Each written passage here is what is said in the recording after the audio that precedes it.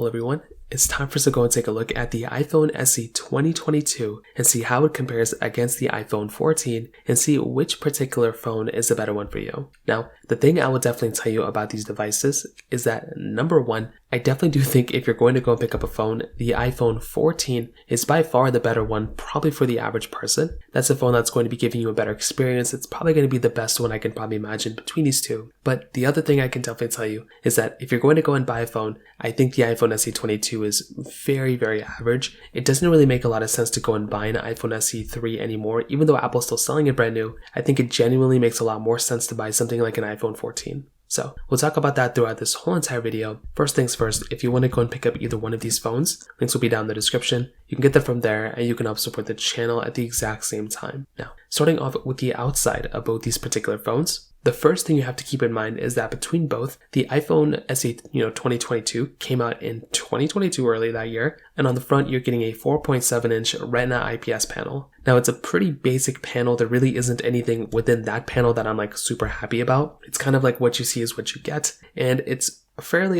you're getting a lot of bezel around it. You're getting a home button on the front that I'm not the biggest fan of, and it is a very outdated design. On top of that, you're getting a gesture-based design, which is kind of annoying compared to something like an iPhone 14 that's giving you the gesture-based design. So on the iPhone SE 3, you're not getting that gesture-based design, which can be kind of annoying. So just keep that in mind. Not the biggest deal in the world, but on the iPhone 14, that is a substantially better looking phone and a better looking display in every single way. Within that phone, you're basically getting a notch up top, but it's a 6.1-inch Super Retina XR OLED display. And within a phone like that, that thing looks so beautiful, right? I'm a big fan of the way that display looks. And I definitely do think if you're going to go through and pick up a phone, that type of phone looks very, very nice, right? It's a very good looking display, and it's an OLED display too. So that right there automatically already gives it a few things in my head that kind of gives it more of an advantage in my personal opinion. So that right there is one big thing to keep in mind there too. On the bottom, you're getting lightning ports, which is great. You're getting a flat side on the 14, curved side on the iPhone SE 3. On top of that, you're basically getting a glass back on both, which looks fairly good. Once again, there's not really too much to complain about here. They both look fairly similar for the most part, which again is nice. On top of that, some other big things to keep in mind here too. You're getting a dual camera setup on the iPhone 14. So that right there is a very big thing to keep in mind, right? Having a dual camera setup is very, very big. On top of that, the SE 3 is giving you a single camera setup, which can be, again, kind of a downside for some people depending on which way you're looking at it. You're getting wireless charging on both. The iPhone 14 does give you the capability of having MagSafe capability right there, which is really nice, and I, for one, I'm a big fan of that as well. On top of that, you're basically getting IP certification on both, and overall some really, really good stuff. I like both these phones a lot from that, but I probably would tell you on the outside, the iPhone 14 by far is basically the best device you can basically buy out of these two than the iPhone SE 3. Now on top of that, when it comes down to the price tag, really the only advantage the iPhone SE 3 has is the fact that it is a cheaper phone than the iPhone 14. So if you're wanting to go ahead and buy a phone, the iPhone 14 is, a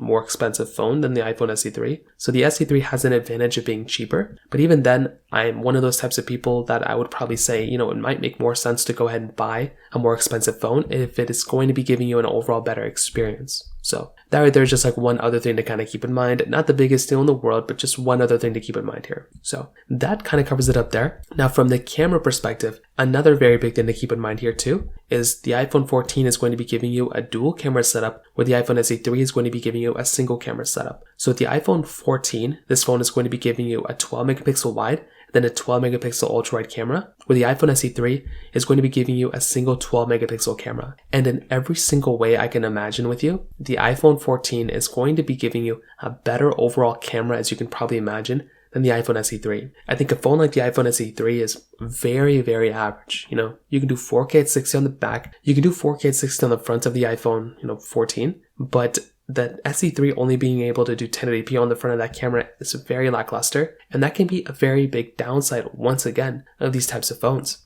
So I look at these devices, like I stated before, and it genuinely makes a lot more sense to go and buy something like an iPhone 14 camera than the iPhone SE 3. I think if you had to, the iPhone SE 3 is okay enough, but I just think, like I said before, that it makes a lot more sense to maybe spend a little bit more money for a phone that's going to last you longer. Even with the iPhone 14, this phone is going to last you longer in terms of hardware because it's giving you a better display and better cameras. You won't feel the need to go and upgrade as much or as frequently as possible. So that right there is another big thing to kind of keep in mind there as well. In terms of software longevity, this is also another very big thing. The iPhone SE3 and the iPhone 14 presumably are probably going to last around the same time. So we're not really too sure like how long these phones are going to last, but because they have the same chipset, I'm pretty sure that the iPhone SE3 may last as long as the iPhone 14, but if there's going to be a device that lasts longer, it's probably going to be the iPhone 14. The 14 has more RAM, so there's a very high likelihood where a phone like that is probably going to be giving you more software updates. We've seen this before where phones have fairly the same type of internals, but the ones with more RAM end up getting, more software updates. In fact, even iPads, I think it was the iPhone 6 and the iPad Air 2, they had the same chipset, but the iPad Air 2 had, 2 gigabytes of RAM versus 1 on the iPhone 6. So Apple went through and kept supporting the iPad Air 2 for many versions of software. So that right there's another very big thing to keep in mind. Now, in terms of the performance side, the iPhone SE3 is going to be giving you the Apple A15 Bionic chip inside with 4 gigabytes of RAM, where the iPhone 14 is going to be giving you the Apple A15 Bionic chip inside with 6 gigabytes of RAM. So that right there is another very big thing to keep in mind there as well.